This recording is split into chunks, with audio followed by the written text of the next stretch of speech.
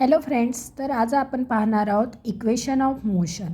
Equation of motion आपल्याला help करतात find करण्यासाठी स्पीड आणि टाईम. तर इक्वेशन ऑफ मोशनवरून आपल्याला स्पीड आणि टाईम, डिस्टन्स अँड ॲक्सलरेशन माहिती पडते. When object is moving in a straight line, जेव्हा कुठलं पण ऑब्जेक्ट एका स्ट्रेट लाईनमध्ये मूव्हिंग करतं त्यावरून आपण इक्वेशन ऑफ मोशन काढू शकतो. ठीक आहे.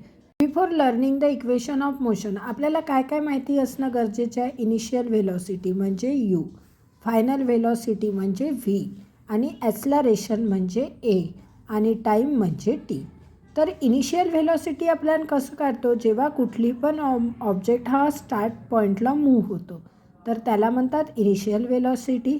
जेव्हा ते ऑब्जेक्टची स्पीड थांबते आणि मोशन थांबतं त्याला फायनल व्हेलॉसिटी म्हणतात. आणि ॲक्सलरेशन म्हणजे काय, जेव्हा ऑब्जेक्टची स्पीड इन्क्रीज और डिक्रीज होते.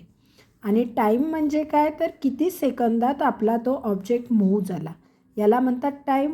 आणि डिस्टन्स म्हणजे काय, किती वेळ लागला आपल्याला त्या ऑब्जेक्टला जायला याला म्हणतात डिस्टन्स.